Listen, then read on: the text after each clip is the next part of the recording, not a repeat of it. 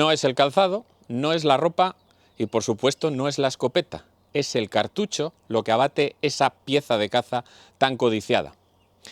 Y es curioso porque el cartucho es ese complemento de la caza que generalmente no valoramos lo suficiente. Muchos cazadores cogen el más barato, pero a la vez, en muchas tertulias, es el que crea más discusiones. Que si es mejor esta pólvora, que si es mejor este cartucho, que si taco de fieltro, que si taco contenedor. Hoy hemos venido a la mayor fábrica de munición no metálica de Europa. Estamos en Cartuchos Río y vamos a ver cómo se fabrican esos cartuchos que usáis, tanto para la caza como para el tiro. Pero no nos vamos a quedar ahí, vamos a hacer un montón de preguntas, muchas de ellas incómodas. Esas preguntas que siempre hacéis entre cazadores y que nadie os responde.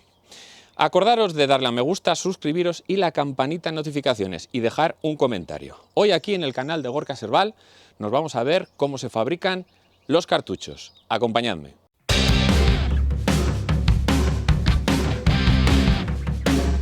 ¿Qué tal, Fernando? Encantado. Gracias por venir. No, me faltaría más, a vosotros por invitarme. Ah, hombre, que menos. Eso. Bueno, estamos con Fernando, comercial para la zona norte de Sofián, Cartuchos Río.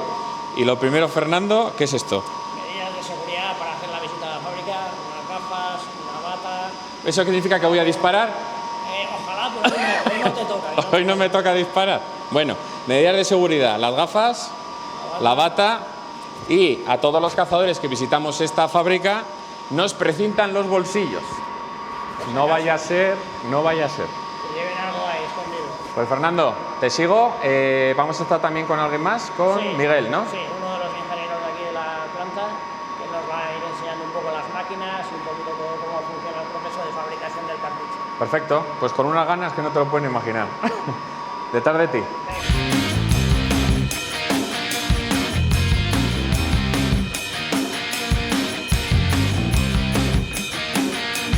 Bueno, pues estoy con Miguel, director técnico de Producto y de Calidad, aquí en la fábrica de Cartuchos Río, que es el que va a ser nuestro anfitrión en esta visita. Así que, Miguel, muchas gracias por dejarme venir aquí. Bienvenidos. Esto es la fábrica de los dulces para un cazador. Bienvenidos, esperemos que disfrutéis de la visita de una fábrica tan interesante como compleja que vamos a comprobar ahora mismo. ¿Qué ciclo vamos a seguir en la visita? Pues vamos a hacer una visita en orden temporal a la producción. Vamos a comenzar por la fabricación de las piezas metálicas, vamos a ver un poco luego fabricación de piezas de plástico, ensamblado de lo que llamamos la vaina, que es el cartucho que debe ser cargado, y luego pasaremos a la parte final, que es la carga del cartucho, donde introducimos la pólvora y los proyectiles. Y va a ser la secuencia que vamos a ver. Perfecto. En la fábrica tendremos bastante ruido. Si no es posible que nos entendamos o que podáis oír bien, pondremos unos subtítulos. Sé que son bastante rollo, pero es la única manera de que podáis seguir el hilo de la visita. Así que vamos para adentro. Miguel, detrás tuyo. Gracias. Bueno, Miguel, el culote. Pero me da la sensación que esto no está terminado. Esta es la forma preliminar de lo que nosotros llamamos el culote, también llamado culatín. Esta pieza va a ser ensamblada con un tubo, un taco base, se va a insertar un pistón. Entonces aquí tiene una forma muy preliminar con las redondeada. Luego lo apretaremos un poquito y le daremos la forma. Pero básicamente ya es un culote utilizable. Ya es utilizable, ¿no? Ya es ningún tratamiento después. No, ya solo necesita una modificación de su forma y apretarlo un poquito para que se pueda... El taco contenedor. Con el taco base.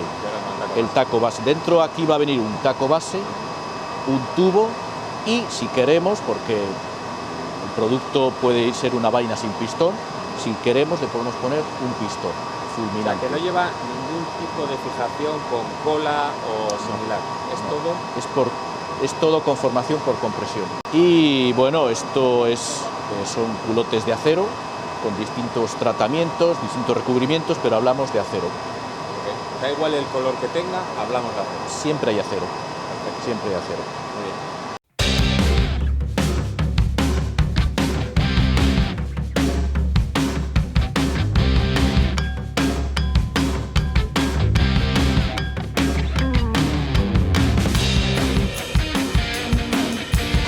Miguel, esto seguro que tiene que ver algo con el culatín. Estos son bobinas de acero que vamos a utilizar para hacer la pieza metálica que llamamos culote o culatín. Los llamamos también flejes, son rollos de acero que vamos a desenvolver y con prensas vamos a conformar para ver los culotes que vamos a ver más adelante. ¿Qué es lo que vamos a ver ahora? Vamos a verlo ¿Cómo ahora. hacemos los culotes con las prensas? Eso es. Vale, vamos para allá.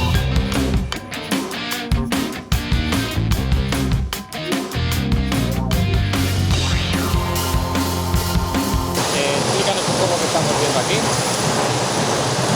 Esta es la salida de la máquina que hace los culotes. La bobina la hemos desenrollado, ¿Sale caliente? sale calentito porque está recién lavado. Sí, está recién lavado. Eso hemos embutido la pieza hasta la longitud que buscamos. En este caso es un culote de 25 milímetros de altura, ¿vale? Y al final del proceso se lo lava, se lo desengrasa y se lo abrillanta. Y por eso al cogerlo tú lo tienes un poco ahora, se enfría instantáneamente y pasamos al proceso siguiente para la conformación final. Vale, vamos al siguiente. Vamos a verla.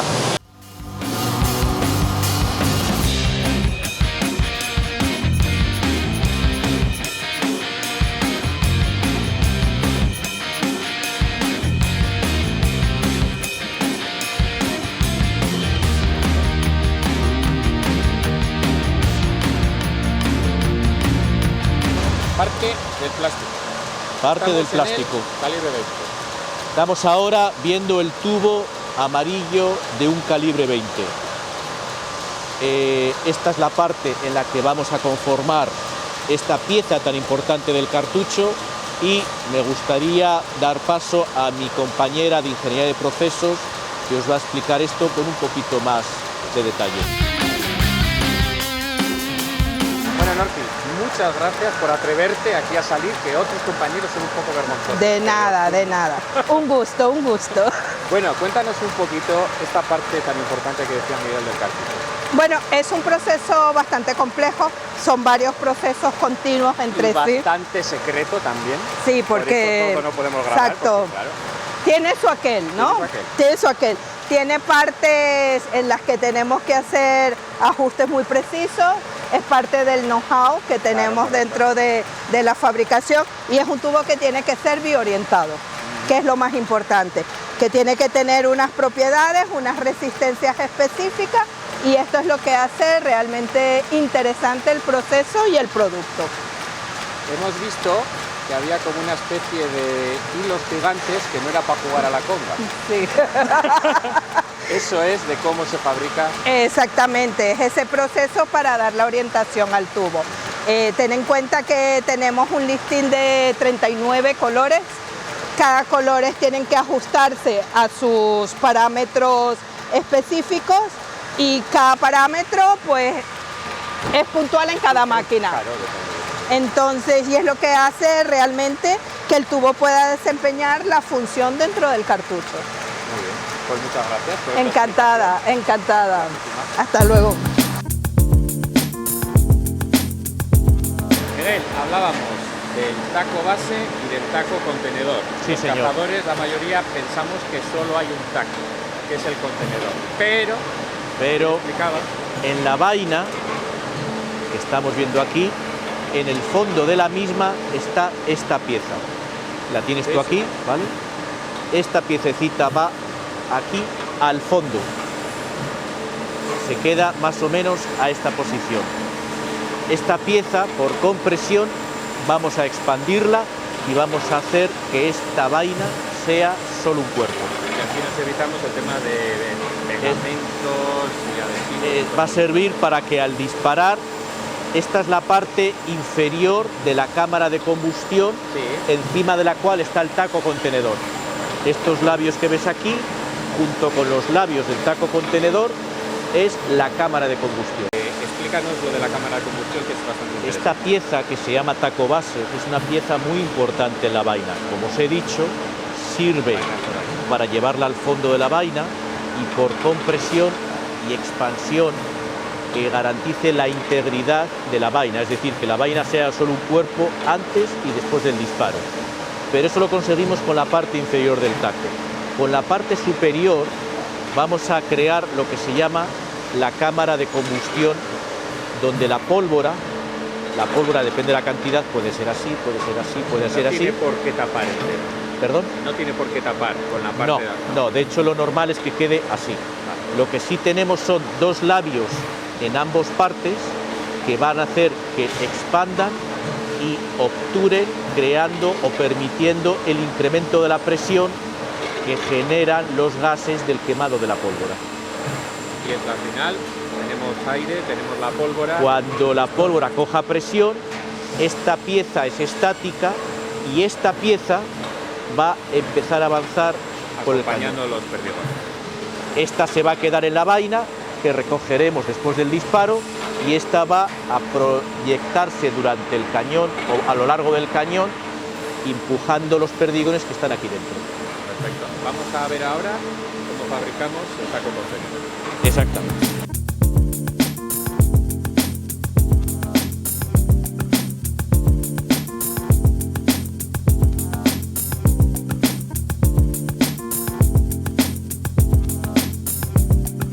Otra vez con Norki, porque me cae muy bien. Y es la que más pilota aquí, de la parte de inyección del plástico. Exactamente. Y estamos con el taco contenedor. El taco contenedor en polietileno, y tenemos pues diversos moldes en función del diseño, del gramaje del taco. Ajá. Y este, por ejemplo, es uno estándar, sin color, sin aditivos de ningún ¿puede haber tipo. de diferentes colores? Sí, si el cliente lo requiere, podrían haber tacos de colores, pero entiendo que por normativa en muchos casos no se aplica. Exactamente. Pero recuerdo hace algún tiempo que hicimos colores como plata, oro, verde metalizado. ¿Y con qué objetivo? Porque al final el taco se pierde. Precisamente para eso, para hacer una trazabilidad del taco y encontrarle. Encontrarlo. Exactamente. Luego tenemos el taco de toda la vida, que es pero ahora con estándar. Las normativas europeas hablamos también de que es necesario que el taco sea biodegradable. Claro, nosotros en Sofian tenemos dos líneas de taco, trabajamos con dos líneas de taco. Bueno, podemos decir tres. Tres, y el tradicional. Exactamente, dos biodegradables, una hidrosoluble pero biodegradable y la otra compostable en suelo. Que no produce ningún residuo ni nada. No. Con el concepto de compostabilidad sería todo CO2, hidrógeno, agua y absorbible por la tierra. Habrá sido complicado hacer un taco que no pierda prestaciones como puede ser el taco tradicional y que además cumpla con ser hidrosoluble o compostable. Muchísimo. Desde antes del 2005 se empezaron a hacer pequeñas pruebas. A partir del 2010 habían ya materiales que podían ser quizás más adaptados, pero les faltaba llegar a los requerimientos de este tipo de polietileno. Ha sido precisamente justo a partir del 2008 y con un despegue brutal después de la pandemia, donde se han alcanzado grados que funcionan muy bien para la aplicación. En concreto, nosotros, gracias a un proyecto del Ministerio de Ciencia y Tecnología, logramos desarrollar una formulación adaptada y que funciona perfectamente, compostable además, con materiales certificados para suplir esto y que sea biodegradable en suelo y compostable además. Una pregunta, siempre hemos tirado con perdigón de plomo. Sí. Ahora parece que vamos a empezar a disparar con perdigón de acero. ¿Hay alguna diferencia entre el taco de perdigón de acero y perdigón de plomo? Sí, por supuesto. El perdigón de acero necesita mayor prestaciones. Además que, yendo un poco al tema de los biodegradables, cuando hablamos de un cartucho biodegradable, claro, está más adaptado para acero que para plomo. Claro. Obviamente plomo es plomo, tiene sus grados, sus tipos de cartuchos, y con acero es otra gama totalmente diferente. Pero sí, el taco para acero necesita unas prestaciones adicionales. Pues muchas gracias de nuevo, ¿no? A vosotros, encantada.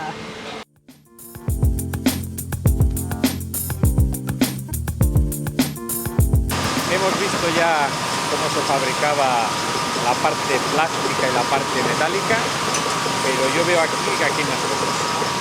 Todos estos elementos ahora están ensamblados. tenemos el tubo, tenemos el taco base que está aquí en el fondo, tenemos el culote y tenemos el iniciador, el pistón que ya está aquí metido. Ya tenemos el pistón metido. Este es el pistón. Todo esto conforma la vaina o cartucho vacío. Todo esto lo estamos ensamblando en una máquina como esta y en un proceso que llamamos ensamblado de vaina. Es un proceso dotado de múltiples sensores para detectar la conformidad de la geometría de todo este cuerpo, y aquí podemos ver que el culote ya tiene la forma definitiva. Ya tiene la uñita más... Ya la pestañita tiene ya un filo, ya no es la forma inicial. Digamos que esto ya estaría listo para pasar a la siguiente Este fase. cartucho ya puede ser usado por cualquier cargador de munición. Correcto. Ya solo falta por meter la pólvora, los proyectiles, el taco contenedor y a utilizarlo. Exactamente. Perfecto. Pues vamos a pasar al siguiente proceso. El de la carga del cartucho. Perfecto. Pues vamos allí, que es muy interesante.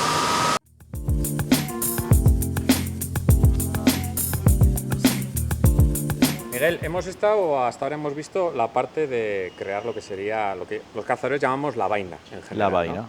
Y hemos andado bastante espacio, o sea, hay bastante distancia entre la parte de fabricación de la vaina y donde vamos ahora, que es ya donde ponemos la pólvora y donde ponemos los perdigones, ¿correcto? Sí, es así. ¿A qué se debe esta distancia? ¿Tema de espacio? O... En cualquier fabricación en la que esté involucrado en explosivos, en nuestro caso hablamos de los pistones y las pólvoras, es necesario unas distancias de seguridad que están reguladas además en un reglamento. Entonces, el motivo de la distancia es un tema de seguridad. De seguridad, vale. Sí. Pues detrás de ti, para ver ahora cómo hacemos la recarga del cartucho. Y ahora aquí que tenemos que ponernos... Ahora hay que volver a protegerse. A proteger.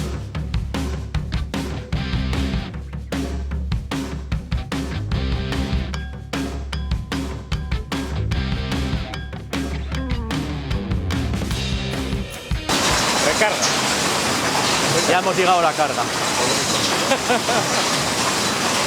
Bien, este es el proceso en el que vamos a convertir esta vaina en un cartucho cargado. Terminado ya. Ya listo para su utilización. Vamos a meter la pólvora, vamos a meter el taco contenedor en la modalidad que proceda, porque hay decenas de modelos de tacos contenedores. Vamos a meter el perdigón y vamos a cerrar el cartucho. Y esto ya será el proceso final de la producción. Quedará partes importantes del circuito de vista industrial, como el embalado, el paletizado y el transporte. Pero ya es un producto utilizable. La parte de la serigrafía. Y también, exactamente, vamos a pintar el cartucho con el modelo que se hace después de todo el proceso. Se hace, aquí se carga el cartucho, pero justo después vienen etapas ya del pintado antes de ser metido en los estuches.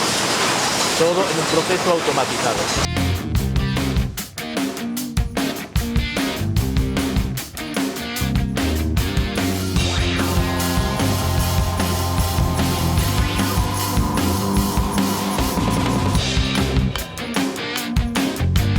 Miguel, esto es el laboratorio de balística. Así es, así es. ¿Qué hacemos aquí? El cartucho ya lo hemos terminado, tenemos un cartucho cerrado, hemos utilizado la vaina que hemos visto producir, lo hemos introducido en la pólvora, los proyectiles, el taco contenedor, lo hemos cerrado, lo hemos pintado y cajas lo hemos envasado. Perfecto. Y ahora viene una parte muy importante y es comprobar que sus propiedades balísticas son las que esperamos que tenga, tanto en cuestiones de seguridad y reglamentación como en cuestiones comerciales y de rendimiento. Vamos a utilizar un cañón que nosotros llamamos cañón manométrico, es un cañón de pruebas especializado o específico para hacer pruebas todo el día, todas las que queramos, miles si hace falta, sin que afecte al rendimiento. Y vamos a tener un captor de presión, donde vamos a medir las presiones que obtenemos de cada cartucho. Tenemos sensores de velocidad al otro lado del cañón, mediremos las velocidades y podemos hacer pruebas de balística exterior midiendo velocidades a cierta distancia, los plomeos, la dispersión, la eficacia con gelatinas balísticas, bueno, todo el set de pruebas que puede tener una munición. Lo más importante de todo es que sea un producto seguro para su utilización y, por tanto, el captor de presión es la característica más crítica de todas las que medimos. Claro, porque al final es una explosión controlada. Eso es. Dentro de un arma. Eso es. Hay armas de todo tipo, gente que lleva armas del año cachipún, eso, gente moderna, sí, efectivamente. Y se tiene que controlar. Un cartucho desarrolla presiones muy inferiores a lo que puede resistir un arma moderna, muy inferiores, pero efectivamente hay que tener cuidado de si estamos utilizando un arma que ya tenga una cierta antigüedad. Para eso hay que estar atentos a los marcados de los cañones y comprobar que es compatible con la munición que estamos usando.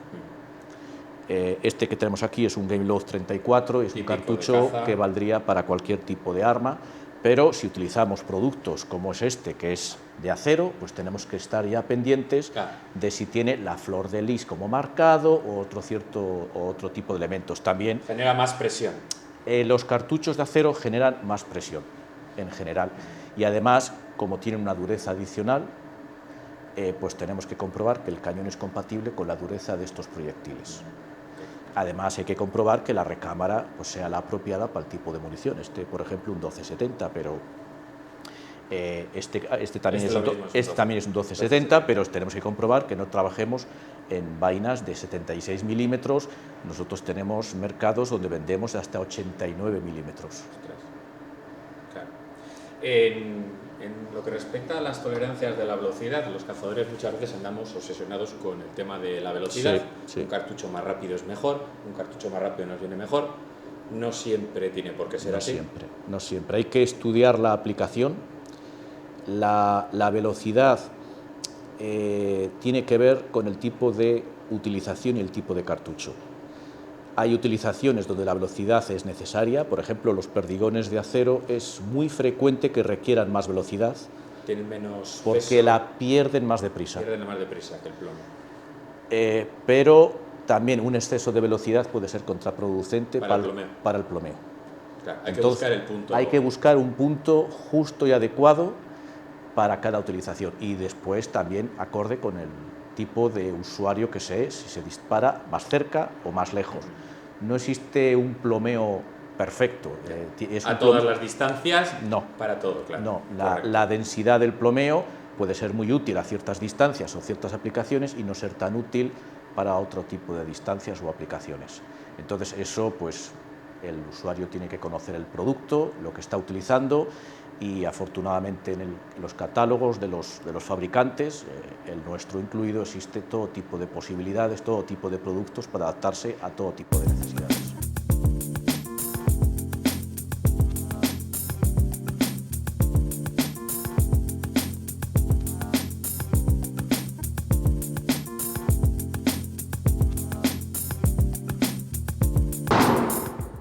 Bueno, pues Fernando y Miguel, por si se me olvida luego, muchísimas gracias por habernos dejado entrar a este humilde canal de YouTube. A vosotros por haber venido. Exactamente. Nos ha encantado. Por tema de propiedad industrial no hemos podido grabar cosas que yo he visto que me encantaría que vierais, pero aquí esto es un secreto y no hay otra manera de hacerlo, ¿vale? Ahora vamos a ir con un turno de preguntas porque este canal es bastante de cuchillo en la espalda. Entonces, vamos a hacer preguntas que algunas igual les duele un poco responder, pero son preguntas que yo me encuentro día a día en la calle con cazadores y tiradores y que siempre tenemos esa cosa de esto es así, no es así, y ellos nos van a ayudar a resolverlas. Así que podéis responder cada uno como veáis. Yo lanzo la pregunta y que sea más valiente que la pregunta, ¿vale? Vamos a empezar con el apartado de curiosidades y la primera pregunta es: ¿qué se consume más en España? ¿Cartucho de caza o cartucho de plato? Yo tengo una idea en la cabeza y quiero que la gente ahora en casa, estas preguntas son también como juego, que piensen que van a responder. ¿Caza o plato? Pues con esa pregunta a día de hoy todavía se vende más cartucho de caza. Depende un poco de cada año, pero yo diría que un 60 para la caza, un 40 para el plato. Y luego eso puede cambiar mucho en función de que haya un buen año de zorzal, por ejemplo, ¿no? Que haya un buen año de zorzal se vende mucho más cartucho de caza que en un año que sea más más flojillo, ¿no? Pero la proporción sigue siendo más en favor de la caza que no del plato. Antiguamente era más al revés, o sea, había más caza, menos plato, pero la cosa se vaya equilibrando cada día un poquito más. Pues la hubiera fallado. O sea, yo estaba convencido que yo que cazo la perdí, la becada, que pegas una caja de estas en toda la temporada, he dicho, bueno, pues no, pues parece que al final la caza todavía tira. Lo que tú dices, un año bueno de zorzal y de paloma... Cambia mucho, sí. Eso. Y luego la afición al plato es verdad que va subiendo y eso se nota, pero sí, a día de hoy todavía yo creo que se vende un poco más de cartucho de caza. Como sois si me equivoco me decís, sois la empresa más grande, o sea, no sé cómo decirlo, el fabricante de cartuchos más grande de Europa, si no me equivoco. Fabricáis no solamente en España, siempre pensamos que somos el ombligo del mundo, pero fabricáis a todo el mundo. ¿Cuáles serían los 5 países que más consumen cartucho? Bueno, aquí yo creo que Estados Unidos es el Sí, bueno, eso era fácil, esa la firmo yo. Eso yo creo que todos lo sabemos, ahí es la gran enorme afición que hay a la caza, también al tiro, bueno, Estados Unidos es sin duda, ¿no? Luego ya, pues tenemos en España mismo se consume mucho cartucho de caza, mucha afición, muchos países europeos, vecinos nuestros, ¿no? Pues Italia y tal, Francia, pues bueno, aquí hay mucho consumo de cartucho también, para el tiro también. Y luego también vendemos, por ejemplo, nosotros vendemos prácticamente en todo el mundo, ¿no? En África Occidental, en Latinoamérica, en muchos países del mundo, exportamos a todos los lados, ¿no? Y incluso Japón en su día me comentaron que también era Japón hay mucha afición al tiro. Sí, fíjate, sí, un país que puede parecer un poco raro, pero sí que hay mucha afición al tiro al plato, yo sé. Vale, y ahora, en este canal es mucho de calibres pequeños. Calibre 20, calibre 28. Cada vez que le llamo yo a Fernando, una caja de cartuchos. Siempre dice, es que ese es el raro. ¿Habéis notado que ha subido el calibre 20, calibre 28, el 16, el 410? ¿Notáis que sube, que está estancado? No, sube. Los calibres pequeños en general van subiendo. O sea, sí hemos notado que hay una mayor demanda del calibre 20, del calibre 28, en general de los calibres pequeños, sobre todo 20 y 28. Por ejemplo, el calibre 32, calibre 16...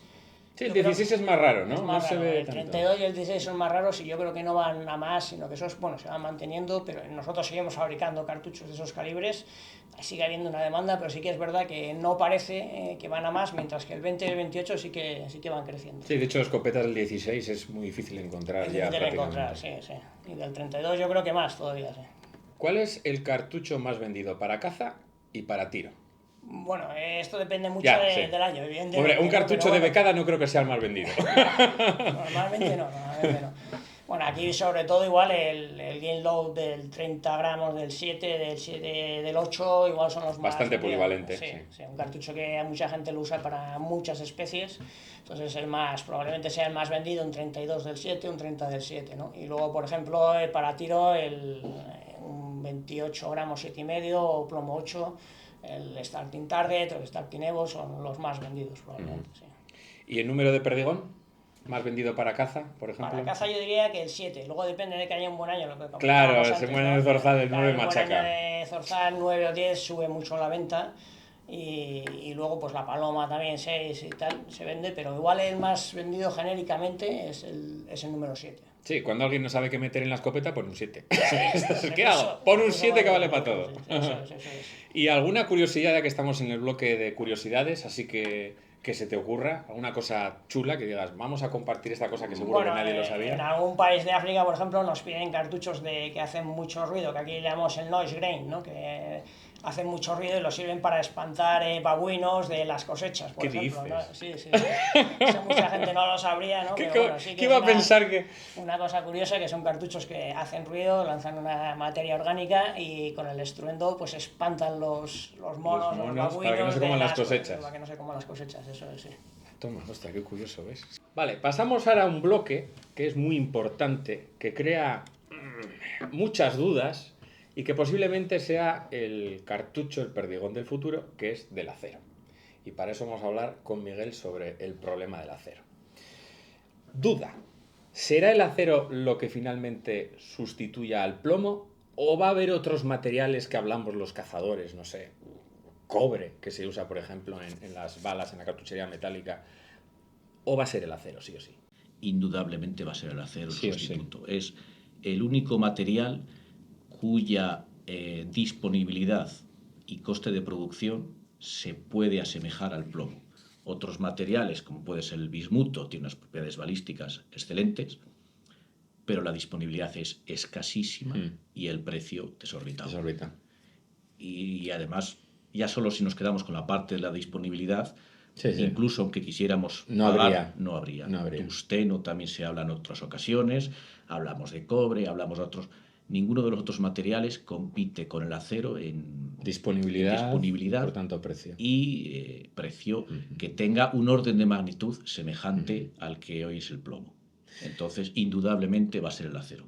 Cuando hablamos de acero, claro, todos tenemos piezas de acero en casa, en el coche y tal. Nos imaginamos unos perdigones muy duros, obviamente más que el plomo. ¿Es así? Es así. El perdigón de acero tiene durezas del orden de magnitud de 4 o 5 veces superiores al plomo y es inevitable porque estamos hablando del material que es.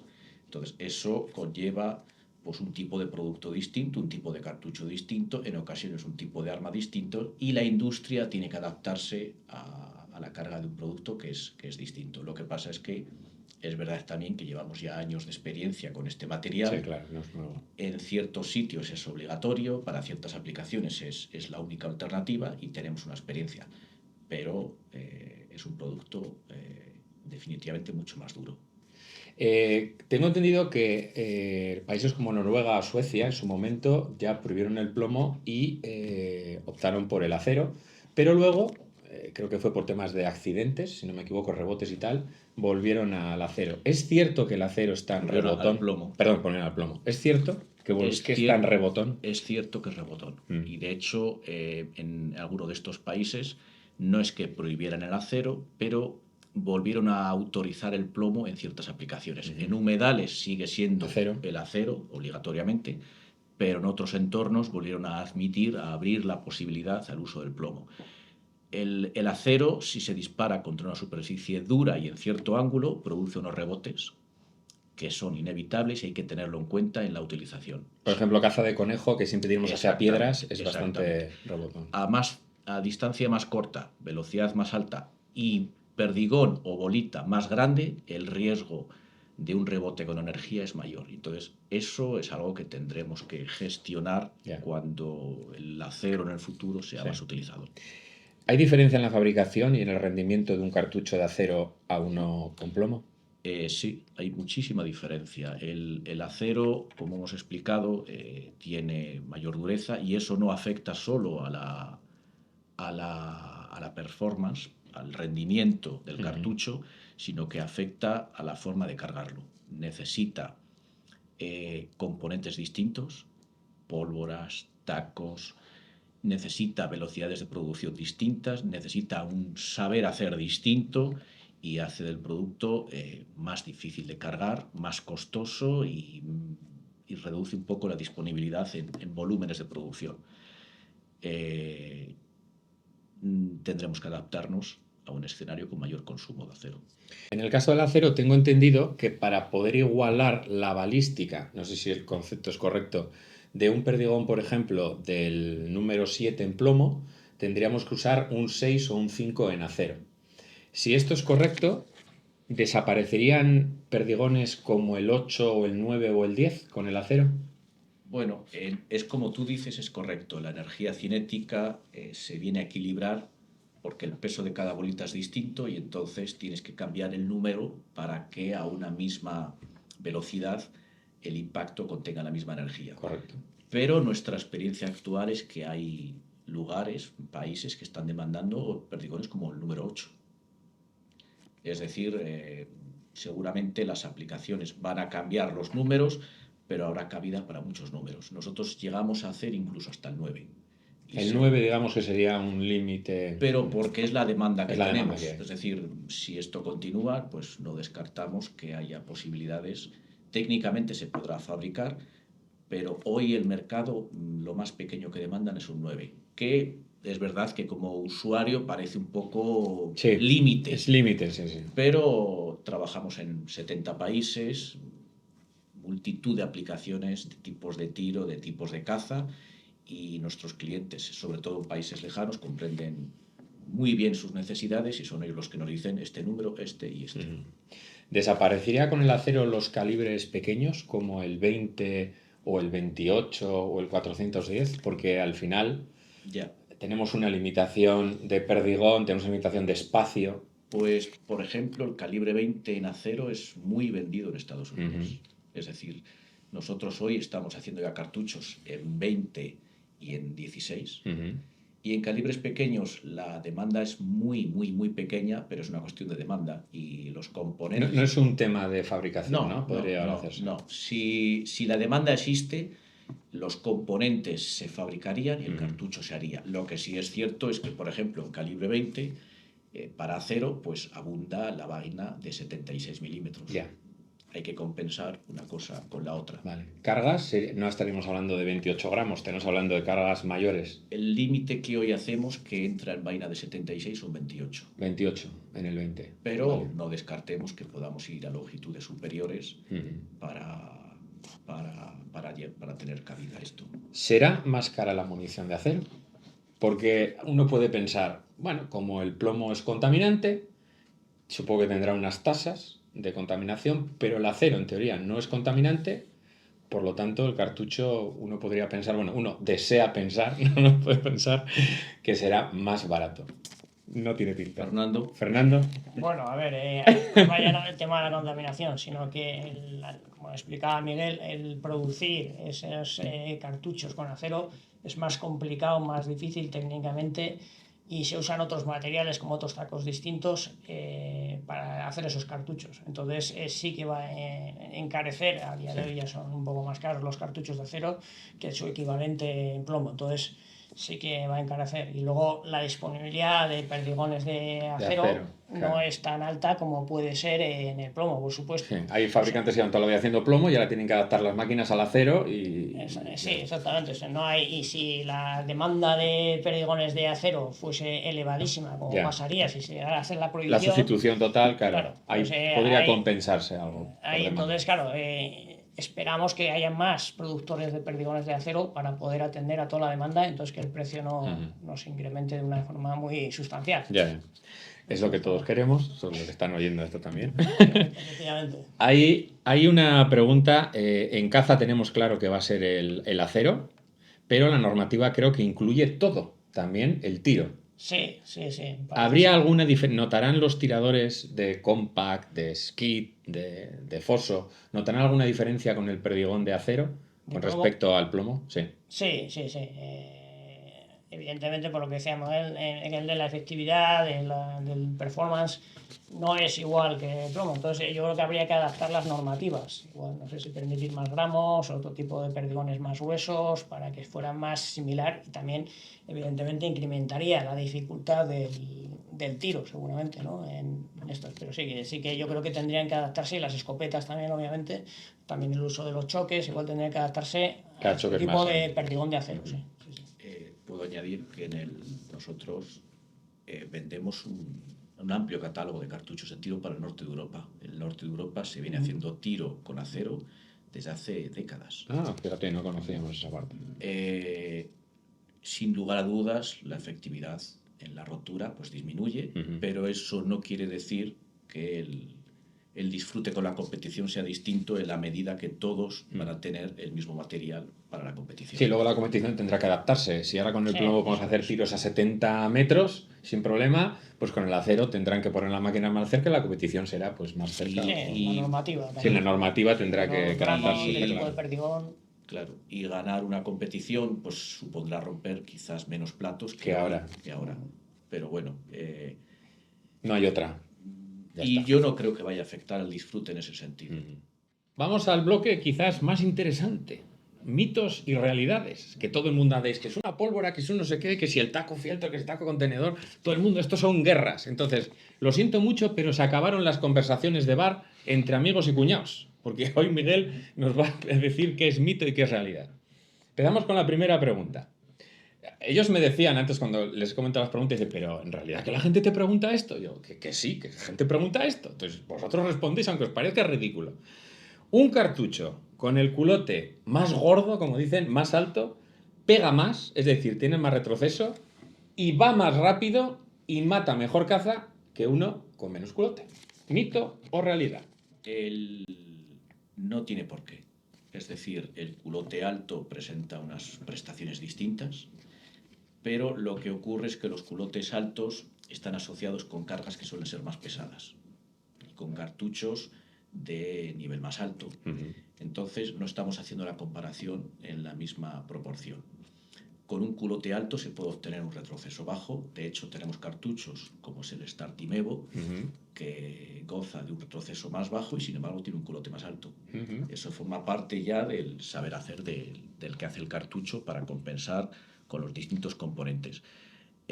No es mito que pegue más. Muy bien. Los cartuchos con culote dorado van mejor que los de culote plateado. No hay ningún fundamento para Mito eso. total 100%. No hay ningún fundamento. No influye para nada en la balística ni nada, ¿vale? Perfecto. Vale, la tema de las velocidades. Un cartucho de 36 gramos, vamos a poner el calibre 12, que es el que tira la mayoría de gente menos que ven este canal, es más lento que uno de 32 gramos. Pero vamos a definir lento. Como que mucho más lento. Bueno, lo que pasa es con un calibre de 36 gramos es que cuando se configura el cartucho tratas de reducir, de adaptarte a que el retroceso final tenga un cierto confort. Sí, correcto, sí. Pero desde el punto de vista técnico, desde el punto de vista de ingeniería, nosotros podemos conseguir las mismas velocidades. No influye, entonces. No. Perfecto. Eso sí, a más gramaje, pues va a haber que jugar con los componentes para no tener presiones elevadas. Y el retroceso pues, va a verse afectado, por lo cual en los catálogos a más gramaje lo normal es tener una disminución proporcional en velocidad para que el confort sea apropiado, pero existen excepciones en cartuchos, por ejemplo, de acero con grandes cargas en ciertos países. Hablamos de cartuchos con 40 gramos y velocidades altísimas. Es decir, que técnicamente no es la causa, es la configuración del producto y para la aplicación que es. ¿Llegaría más lejos un cartucho de 36 gramos que uno de 32? Sí. ¿Llegaría más lejos el de 36? Llegaría más lejos el de 36. ¿A la misma velocidad Sí, porque y mismo perdigón? La masa de proyectiles va a conservar un poquito mejor la velocidad residual cuando tiene un poco más de... Fíjate, siempre pensamos que es al revés, que con 32 gramos llegaría más lejos. No. El perdigón más grueso también llega más lejos. Sí. Por eso siempre decimos, si tienes duda entre el 7 y el 6, usa el 6. Sí. ¿Un cartucho del calibre 20 cierra más que uno del 12? Teóricamente sí, porque lo que nosotros denominamos el uso, que es la nube de perdigones, va a salir más cerrada desde el principio. Eso le va a conferir pues una mayor densidad a la misma distancia en comparación con el calibre 12. ¿Llegaría más lejos? Por lo mismo motivo, sí. Es cierto que podría llegar más que la gente. Luego, efectivamente, estamos hablando de la teoría. Sí, ya. Después, cada cartucho es diferente, la calidad de los componentes, el tipo de arma, el tipo de choque, pero si hacemos una comparación, vamos a decir, de laboratorio, encontraríamos que el calibre 20 debe tener más alcance por la forma que tiene la nube de perdigones en la salida. Claro, depende también de la escopeta que uses y los choques. Sí, claro, claro. No. Estamos intentando buscar más o menos uno del 12 con uno del 20 equivalentes, que será imposible, eso. Pero bueno. Vale, el calibre 20, todo el mundo dice, es más caro porque se fabrican menos unidades. ¿Esto es cierto, Fernando? ¿O no tiene nada que ver? Depende un poco de los componentes y también de las tiradas nuestras de producción. Bueno, también hay que comparar. ¿Qué comparamos? Uno de 28 gramos de caza con uno de 36 gramos de... Vamos a intentar comparar lo más parecido posible. Es por tirada. Sí, depende mucho también eso de los componentes que se usan para uno y para otro y mucho de la fabricación nuestra, de las tiradas. O sea, normalmente para el calibre 12, como es el más usado, sigue siendo el más demandado a día de hoy, las tiradas de producción nuestras son muy largas, digamos, ¿no? Mientras que las del 20 son más pequeñas. Entonces, esos cambios que nos implica a nosotros en fábrica, pues al final es un costo, es así. Claro. Así, por eso es también... Pues ya sabes lo que tenéis que hacer en el canal, todos tirar con el calibre 20 para que me salgan los cartuchos más baratos. Efectivamente. Eso es. El calibre 20 es amarillo y el 28 rojo por normativa. ¿Sí? ¿No? Bueno, el amarillo del 20 sí, Sí. es normativa en los países CIP. ¿Vale? En los Vale. países CIP, que son una serie de países, la mayor parte de los países europeos y algún otro no europeo, que están suscritos a esta normativa CIP. Porque luego hay en otros países que se tira el calibre 20 y no son amarillos. Y lo del rojo, no que yo sepa. Vale. Bien. No hay restricción al respecto del rojo. Vale. En el cierre de los cartuchos, esta yo creo que es para Miguel, en el cierre de los cartuchos, donde está la estrellita esa, creo que hay de 6, de 9 y en su momento yo creo que haber visto de 4 o algo así. 8. ¿Ese cierre influye en que el cartucho vaya a llegar más lejos o influye en algo realmente? Si lo abordamos desde el punto de vista técnico, de laboratorio, de ingeniería, tiene un cierto sentido, tiene una lógica que el tipo de cierre afecte al rendimiento. Cuanto más fácil sea la apertura de ese cierre, menos estrellitas. O menos. Incluso puede ser dependiendo menos o más, pero es verdad que el cierre, si hacemos que la apertura sea más eficiente, que abra más fácilmente, puede llegarse a observar una variación en el rendimiento. Pero llevar eso a la práctica es verdaderamente difícil. Depende mucho más de la calidad en la ejecución de los cierres. Antes se cerraba con unos cierres de cartón. ¿Te acuerdas aquellos? Sigue haciéndose. Ahora al final se pregunta, ¿es mejor el cierre de cartón o es mejor el cierre de estrella? Pues yo creo que depende de lo que se pretenda. Si se me cae al agua y hay humedad, que la respuesta te la he puesto en bandeja. Depende de lo que se pretenda en el cartucho. El cierre estrella es el más versátil en rendimiento y en productividades y en coste, por tanto. Además lleva un componente menos, claro. Sí, ya lo hemos visto cómo se fabricaba. Pero bueno, un cartucho con cierre tapilla muy bien ejecutado puede tener un rendimiento también muy bueno. Una cosa es lo que podamos examinar a nivel teórico en laboratorio y otra cosa es que esa ventaja sea perceptible por cualquier tipo de usuario. Y eso es más difícil. El perdigón de plato deja mucha caza herida, no vale para cazar. ¿Cierto o falso? Fernando.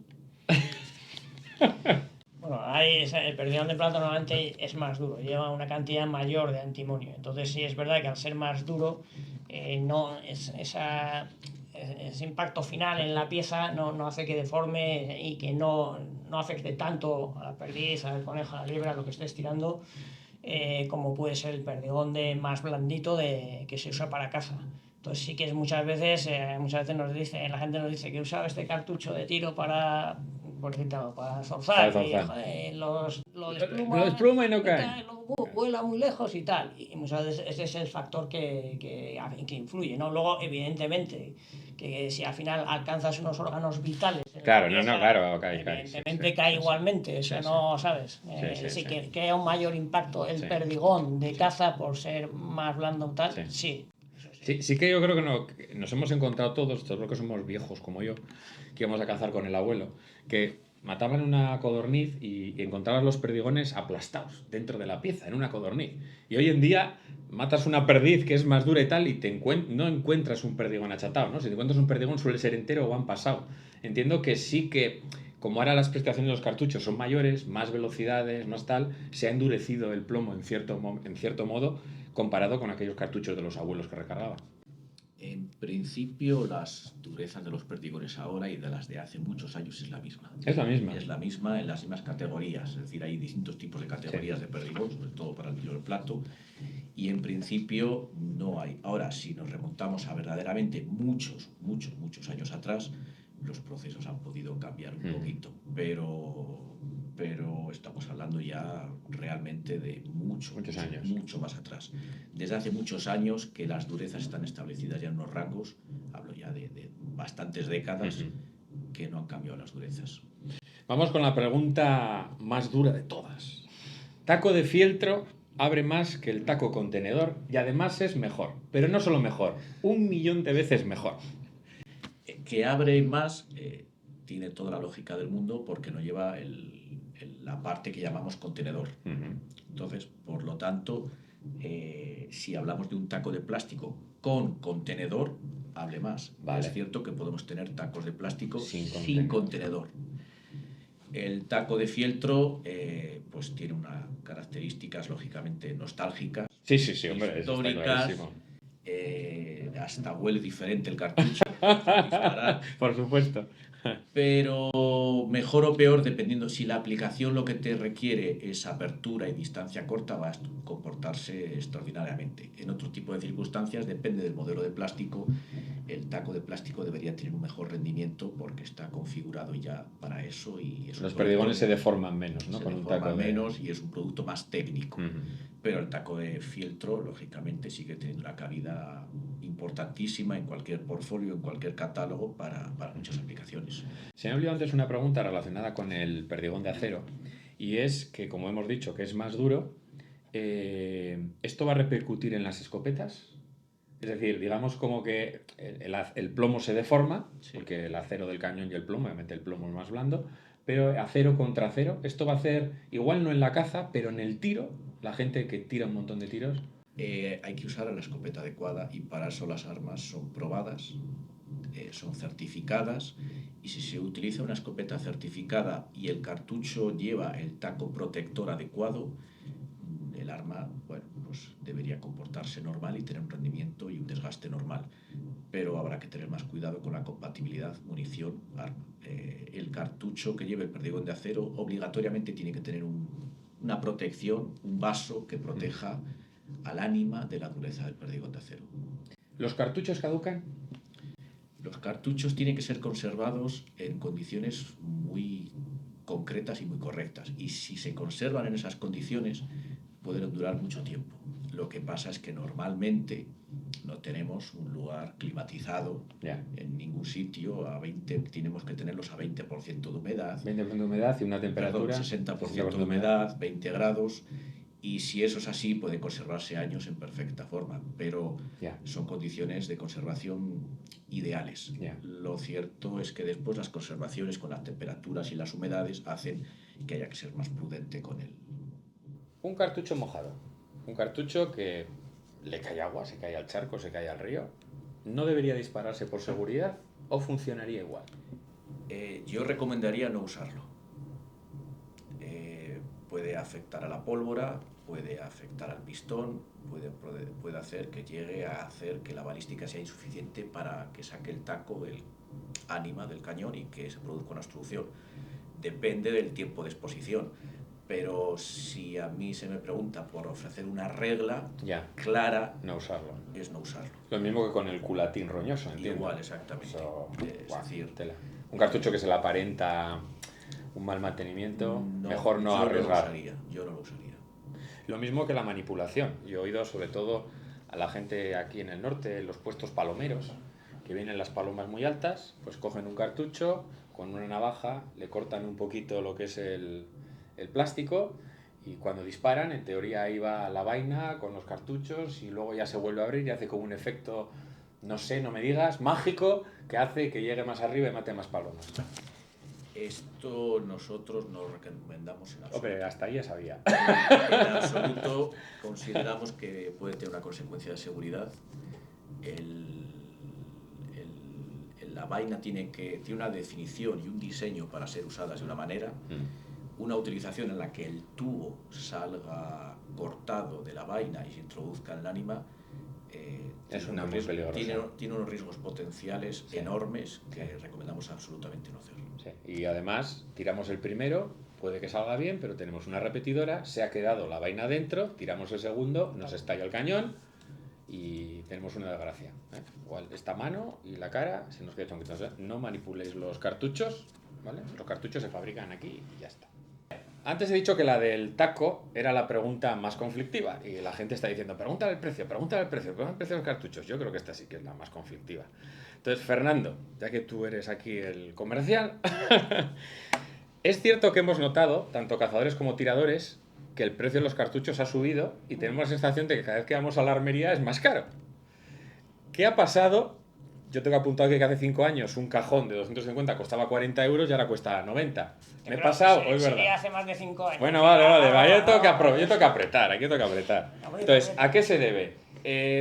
Reglamentaciones de la Unión Europea en cuanto a contaminación, suben los componentes y lo peor de todo, ¿va a seguir subiendo esto más hasta el infinito? ¿Qué puedes decir? Esperemos que no, pero bueno, no, ¿de qué depende? Todo ha subido, ¿no? Todos sabemos que todo ha subido, ¿no?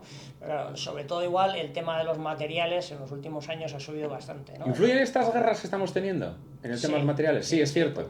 La pólvora igual es el componente que más ha subido. Ya. ¿Sabes? Por el tema de la nitrocelulosa, que es uno de los componentes Ya. básicos de la La pólvora. nitrocelulosa siempre se ve que hay carestía. Sí, y al empezar con las guerras ha habido una mayor demanda para uso militar de la pólvora, de la nitrocelulosa, entonces eso ha encarecido la pólvora en sí, ¿no? Y probablemente es el componente que más ha subido, sí, luego los plásticos también, el plomo, todo, realmente todo, ¿no? Y luego también los costes de logística han subido mucho, ¿no? Lo que es el transporte y todo eso ha subido mucho, ¿no? Por el gasoil también. Eso es, el gasóleo, ahora todos sabemos qué está pasando con el petróleo, ¿no? Con la subida de la gasolina, el plástico es un componente del petróleo. Sí, claro. Pues al final eso hace que suba también. Y luego el desarrollo en I+D, ¿no? De lo que hemos hablado del acero, de los plásticos que claro, hay que repercutirlo a toda la producción. Exactamente, claro. Al final todo acaba afectando a la subida del precio del cartucho, como sube todo, ¿no? Es así. Sí. Esta va para Miguel. En los últimos 20 o 30 años, ¿cuál dirías que ha sido la innovación principal en el cartucho? No sé, ese componente que has dicho, esto lo ha revolucionado todo. Pues en los últimos años, sin ninguna duda, va a ser el desarrollo de materiales biodegradables que se está desarrollando. Ya hay soluciones, pero va a haber muchas más. Es un área en plena expansión y por ahora no hay un requisito, no hay una restricción de reglamentación, pero estamos trabajando para que si la hay y puede haberla, se esté preparado. Es el desarrollo más costoso, más difícil de todos los que se han ejecutado, además de la adaptación al acero que hemos venido teniendo en años anteriores, tanto en los componentes, en propulsantes, en tacos, etcétera.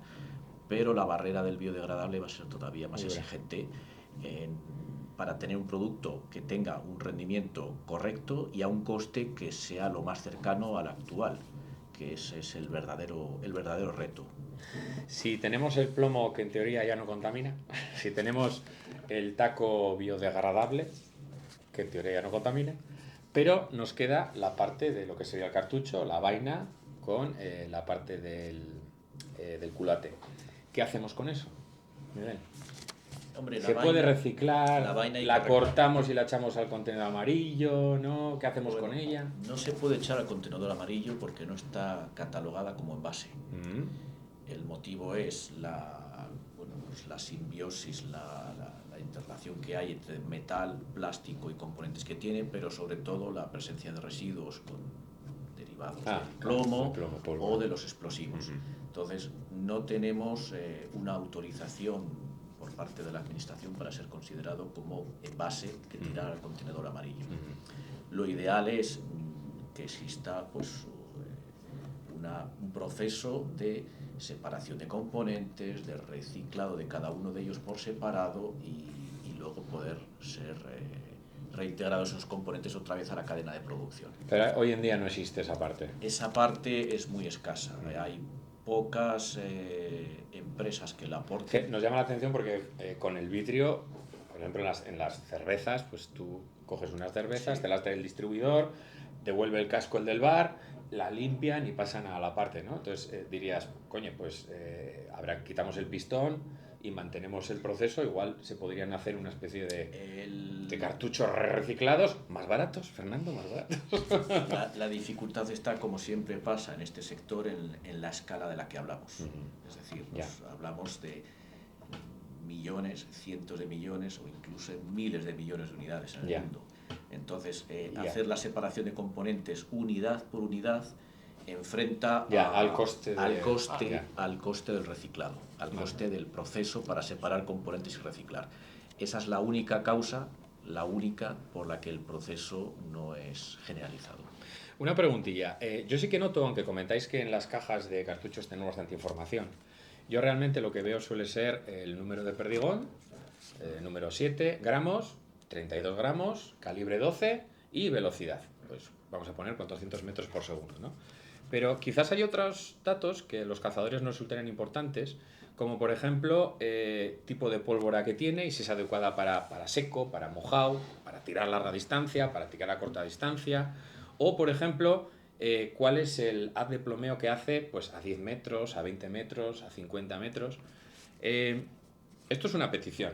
¿Podríais ponerlo algún día en las cajas o en el catálogo? Porque muchas veces los cazadores cogemos y voy a coger este cartucho. ¿Por qué? Porque sale una pluma de becada.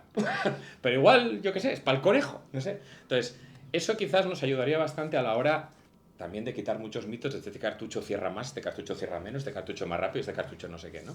Entonces, ¿cómo lo veis? Simplemente, como sugerencia. Esto es más comercial, igual que... Bueno, a ver, Lo dejo sobre la mesa, no tenéis que responder esta, solo decirme... Gorka, te lo tenemos en cuenta y luego ya... Desde el punto de vista técnico, la dificultad está en dar recomendaciones que sirvan para decenas y decenas de países. Y Eso es lo que circunstancias. puedo... Y circunstancias. Eso es lo Bueno, que pues puedo- solo en el catálogo en castellano. Luego, Eso ya... en el inglés no lo ponemos. Eso ya es otra... Sí que lo agradeceríamos para el tema de los plomeos muchas veces.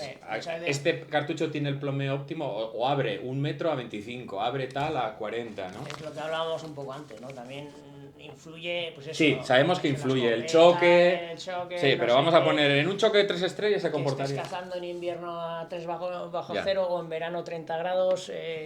Hay tantas influencias que poner en una caja de un cartucho concreto, este te va a hacer esto, te va a hacer lo otro, en todas las circunstancias, es como comprometerte a algo que luego... Lo vas a cambiando, hacer, lo vas a hacer. O sea, yo no pinto nada, pero bueno. Vale, los cartuchos cambian.